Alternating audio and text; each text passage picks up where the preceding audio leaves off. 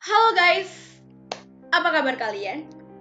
Tetap sehat ya di segala bidang baik tubuh, jiwa maupun secara rohani. Welcome back to Scriptianis. Di sini aku akan membahas berbagai hal yang berkaitan dengan pembelajaran aku selama kuliah di jurusan Ilmu Hubungan Internasional. Oke, sebelum lanjut ke videonya,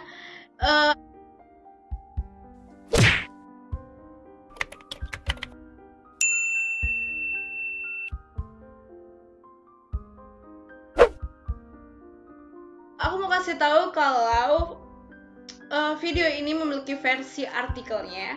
Buat kalian yang suka baca bisa langsung ke website di bawah ini atau langsung aja ke website yang udah aku taruh linknya di description box. Oke guys, jangan lupa subscribe channel ini buat kalian yang belum. Dan buat kalian yang udah, jangan lupa share ke teman-teman kalian karena aku yakin banyak dari teman-teman kalian yang mungkin ingin kuliah di HI atau ingin mengetahui banyak informasi tentang seputar isu-isu internasional, boleh langsung ke channel ini. Dan kalaupun gak suka isu internasional, banyak kok program-program lainnya, bisa langsung aja subscribe. Oke. Jadi hari ini kita akan bahas tentang Indonesia dan ASEAN, di mana di salah satu video YouTube sebelumnya, Scriptianis, kita pernah bahas tentang Indonesia dan PBB. Jadi kali ini kita sedikit mengerucut ke organisasi regional. Gimana tuh perjalanan Indonesia dan ASEAN? Let's go, kita mulai. Sebagai negara, Indonesia sudah sangat aktif di dunia internasional sejak berdiri sebagai negara yang berdaulat. Salah satu dari hasil keaktifan Indonesia adalah ASEAN.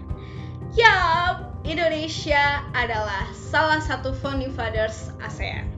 Jadi pada tanggal 8 Agustus 1967, ASEAN resmi didirikan dengan penandatanganan Deklarasi Bangkok oleh 5 menteri dari 5 pendiri ASEAN, yakni yang pertama Adam Malik dari Indonesia, yang kedua Tun Abdul Razak dari Malaysia, yang ketiga ada Narciso Ramos dari Filipina, keempat ada S. Rajatnam Raja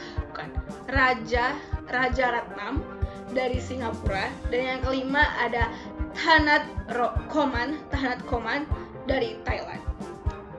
Jadi pada tahun 1987, Indonesia menjadi penengah konflik antara Vietnam dan Kamboja hingga akhirnya pada tahun 1991 kedua negara sepakat untuk berdamai. Ini adalah salah satu hal yang dilakukan Indonesia di kawasan ASEAN. Yang selanjutnya ada pada tahun 1996, Indonesia menjadi mediator perjanjian damai Moro National Front Liberation di pemerintah Filipina sejak 1993 hingga mencapai damai pada 2 September 1996. Next, ada pada tahun 2003, Indonesia mengusulkan pembentukan komunitas ASEAN pada KTT ASEAN yang ke-9 di Bali.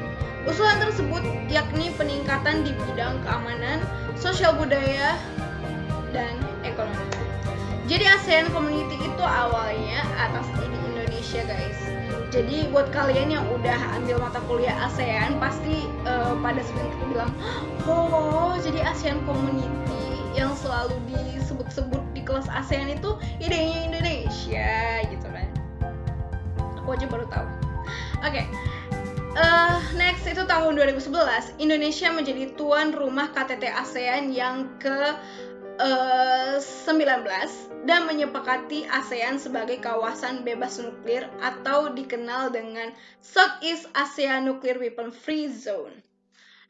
ASEAN baru memiliki piagam yang kita kenal sebagai Piagam ASEAN pada KTT ASEAN yang ke-13 di Singapura tahun 2007.